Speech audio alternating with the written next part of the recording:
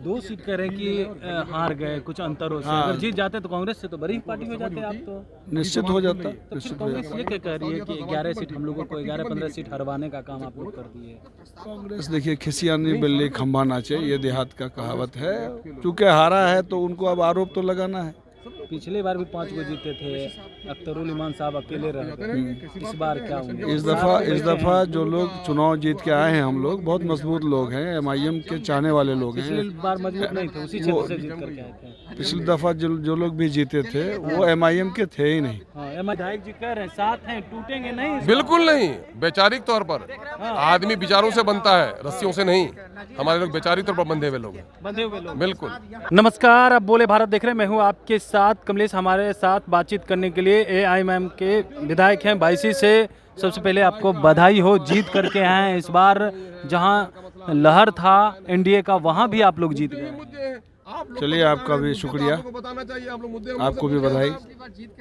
इस बार कहा जा रहा था कि लहर है, जहां विपक्ष साफ हो गई वहां आप लोग 5 सीट जीत गए। कहीं कोई लहर नहीं था, MIM का लहर था सीमांचल में, और MIM का 5 लोग जीते हैं, 2 लोग बहुत कम अंतर से हारे हैं।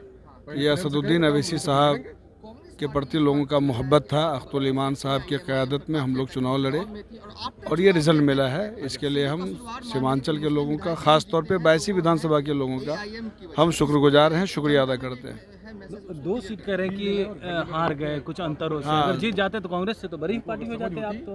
निश्चित हो जाता। तो फिर कांग्रेस ये क्या कह रही है कि 11 सीट हम लोगों को 11-15 सीट हरवाने का काम आप लोग कर दिए।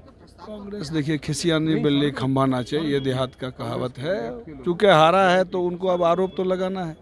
पिछली बार भी 5 गो जीते थे, अख्तरुल ईमान साहब अकेले रह गए। इस बार क्या होंगे? इस दफा जो लोग चुनाव जीत के आए हैं, हम लोग बहुत मजबूत लोग हैं, MIM के चाहने वाले लोग हैं। पिछली बार मजबूत नहीं थे, उसी क्षेत्र से जीत करके आए थे। पिछली दफा जो लोग भी जीते थे वो MIM के थे ही नहीं। MIM के नहीं बस थे। समय पे आए, टिकट लिए, जीते और चले गए। इस दफा आप इत्मीनान रखिए। इत्मीनान रखिए। लेकिन ये सवाल है कि इस बार कांग्रेस के लोग ही फिर कभी सर के साथ है। ठीक है, कांग्रेस के लोग ही इस बार टूट रहे हैं, चर्चा ये हो रही है। अब वो लोग अपने लोगों को देखेगा भैया, उनकी बात हम क्या करें बताइए। इस बार आप लोग टूटने वाले नहीं? कहीं से भी नहीं, कहीं से भी नहीं, किसी भी परिस्थिति में नहीं। किसी भी परिस्थिति, देखिए किसी भी परिस्थिति में टूटेंगे नहीं।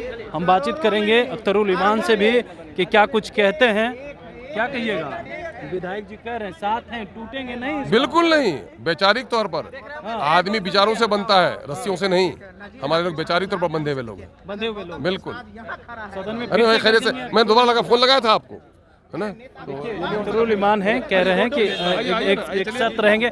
फिर से जो है वो रुतबा नजर आया। अकेले भी थे तो आप सदन में गरजते हुए नजर आते थे। नहीं, गरजते हुए नहीं रहते। अरे रोते हुए नजर आए। गरज हम लोग गरीब आदमी क्या गरज सकेंगे यार। तन्हा हैं, अकेले हैं।